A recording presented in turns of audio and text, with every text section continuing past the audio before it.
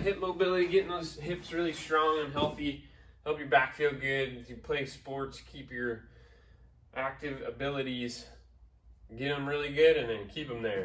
Okay, so sitting on the floor is really good. Just do it more often. And then this base position is, we call it the 90-90. And you're gonna dial in the 90 degrees here. As you get stronger and more flexible, you'll be able to sit more upright. Until then, you might want something like the yoga block that you can push on and get some feedback from.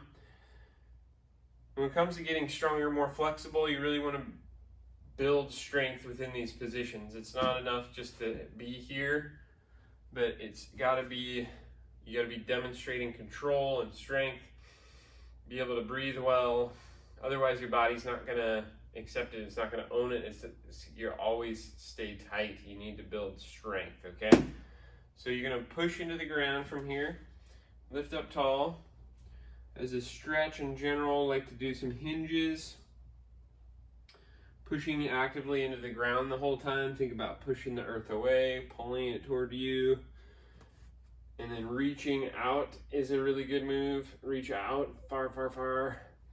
Give yourself a target. Really good hip lengthener and strengthener. And then we're going to get strong in these different isometric contractions. The first one is the back of the foot lift. You can lift and hold for 10 to 20, or you can do reps. 5, 4, just the foot for starters, and then you'll lift the whole back leg. Same thing, we'll just do 5 reps. Try not to shift a bunch. Stay as upright as you can. Get a ton of really good core work here. You feel some cramps, that's really common, still happens all the time to me as I do these a lot. So just the foot, whole leg, and then this front leg. You're gonna lift it. You don't wanna lift your knee. You wanna lift your foot. Okay? That's that. You're gonna obviously do both sides, and then another skill, another thing to practice is the transition. Really owning that, being strong throughout that transition. So get braced up, use blocks if it helps, and then go real slow, really contracting as you switch. Okay, and then you're here. So you can do reps, just switching.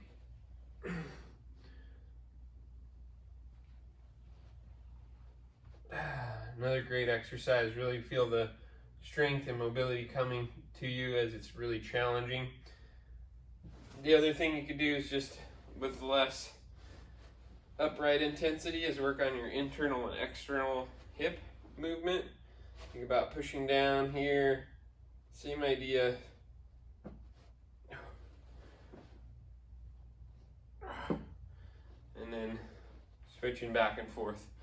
You can't be relaxed as well while you stretch, but just make sure you reset the pattern for strength so that your brain knows it's safe to go here. You can control and be strong in that position. Okay, that's the 90-90s. Next we'll get into the hands and knees.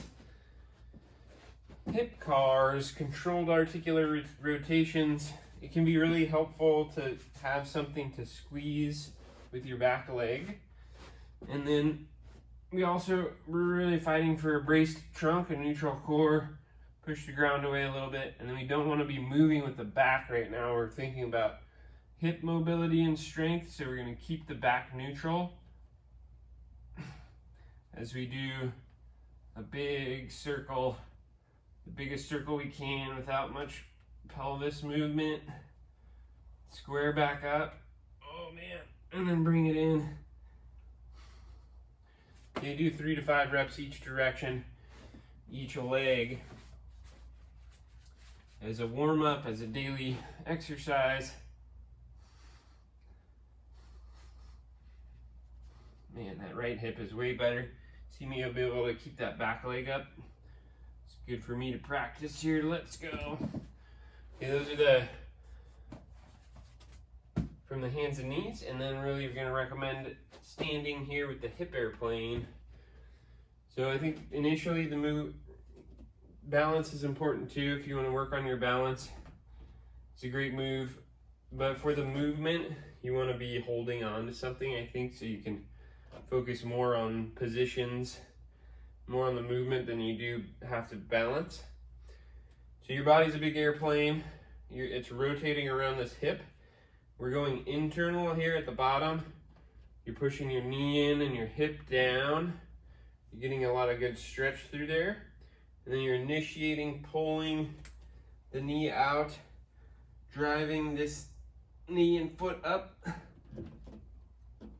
And then you're back down. Okay? 3 to 5 reps each side here. Feel that hinge, that hip really open up. Get stronger with the hip airplane. Again, at the bottom, you want to push in and turn in, get a lot of internal rotation, and then drive out with both hips, both knees. Really feel the butt working here, the glute medius. It's going to help you get strong and flexible. All right, that's some really valuable basic hip drills, hip strengthening exercises.